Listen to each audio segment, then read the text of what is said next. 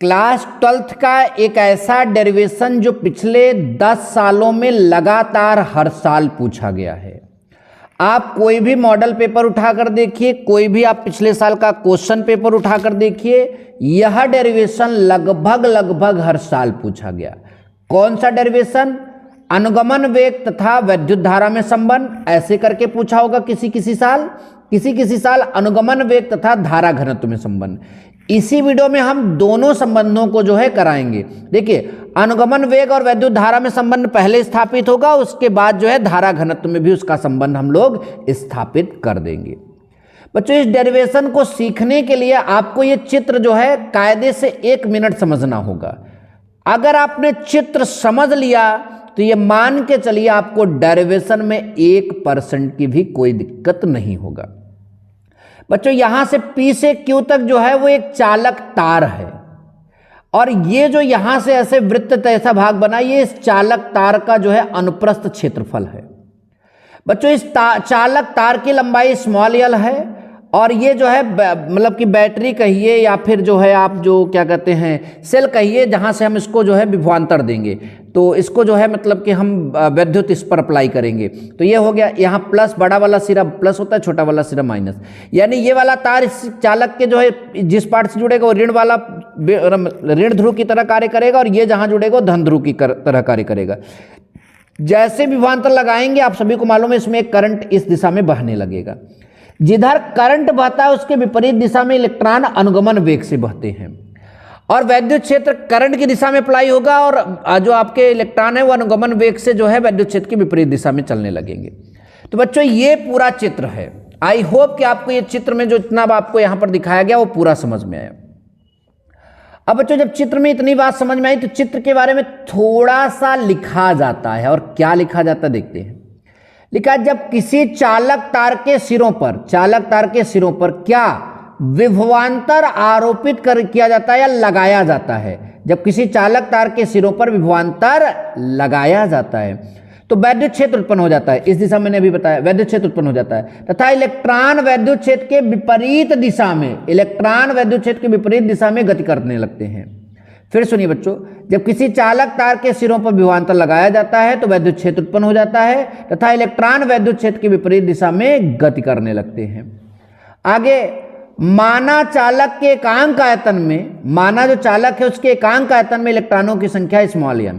एकांक आयतन यानी जो पूरा चालक यहां से यहां तक है उसमें तो बहुत सारे इलेक्ट्रॉन होंगे। एक सेंटीमीटर क्यूब बोलिए या 1 मिलीमीटर क्यूब बोलिए, या फिर अगर मीटर में नाप रहे हैं तो 1 मीटर क्यूब में जो इलेक्ट्रॉन होंगे वो एकांक के मतलब क्या आयतन के इलेक्ट्रॉन होंगे। तो एकांक आयतन में इलेक्ट्रॉनों की संख्या स्मॉल n है, और अनुप्रस्थ क्षेत्रफल कैपिटल A है, पहले से मैंने बताया। तो ये आप थोड़ा सा स्टेटमेंट इसका जो है तैयार कर लीजिए। अब अच्छा बच्चों, आपको धारा घनत्व और धारा और अनुगमन वेग का संबंध लेना है। तो धारा का फार्मूला क्या होता है? I = Q/T, यानी आवेश बटा जो है समय। आवेश बच्चों आप सभी को मालूम है, एकांक मतलब आवेश जो इलेक्ट्रॉनों की संख्या से निकलेगा, और एकांक आयतन में जो इलेक्ट्रॉनों की संख्या स्मॉल n है, तो कुल चालक में इलेक्ट्रॉनों की संख्या सबसे पहले ज्ञात करेंगे।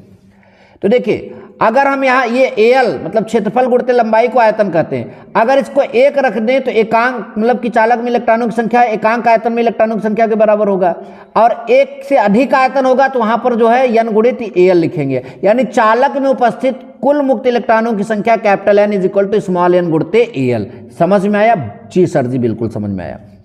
चालक में उपस्थित आवेश, तो आवेश का फार्मूला होता है इलेक्ट्रॉनों की संख्या गुणित E। तो इलेक्ट्रॉनों की संख्या आपका ये है और इंटू E, तो कुल आवेश मिल गया हमें। ठीक, अब ध्यान दीजिए, चाल बराबर क्या फार्मूला होता है? दूरी बटा समय। ये VD उधर भेजिए, तो यहाँ पर VD जो है इलेक्ट्रॉन की चाल यानी अनुगमन वेग हो जाएगा, और दूरी यहाँ पर L दूरी तय करेगा, और बटा नीचे समय कितना लगेगा T। यानी VD बराबर जो है L बटा T, तो T बराबर जो है L बटा VD, समीकरण नंबर 2। अच्छा बच्चों, चालक क्षण में प्रवाहित धारा I = Q/T। अब समीकरण 1, 2, 3 से, तो I = Q की जगह क्या रखोगे? NaLe ऊपर रखोगे, और यहाँ पर जो है L/VD। तो अब ये लिखोगे समीकरण 1, 2 एवं समीकरण 3 से। तो आप देखिए यहाँ पर यही लिख रहे हो समीकरण 1, 2 एवं 3 से, I = NaLe। ठीक, और नीचे आपका क्या था? L/VD।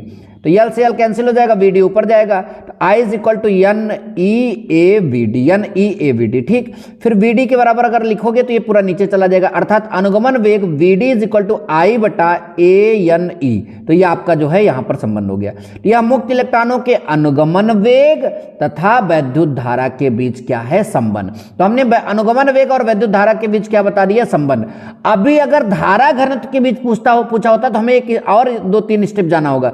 केवल अगर वैद्युत धारा और अनुगमन वेग में संबंध पूछेगा तो यहां तक रखना है, अगर उससे ज्यादा पूछेगा तो थोड़ा और आगे जाना है, ठीक। अच्छा बच्चों, यदि चालक क्षण में धारा स्मॉल जे है, चालक क्षण में जो धारा स्मॉल जे है, तब धारा घनत्व स्मॉल जे बराबर आई बटा कैपिटल ए। आई बटा क्या हो जाएगा, कैपिटल ए। ये धारा घनत्व का फार्मूला होता है, तो आई की जगह जो है आप यहां से ये वाली वैल्यू लाकर रखेंगे तो ए से कट जाएगा, एन ई वी डी बचेगा, एन ई वी डी बचेगा, और वी डी बराबर अगर हम ध्यान से देखें तो नीचे चला जाएगा एन ई। तो ये जो है आपका ये वाला संबंध जो है अनुगमन वेग और धारा घनत्व का क्या मान लिया जाएगा, संबंध। तो आई होप कि आपको यह भी समझ में आया।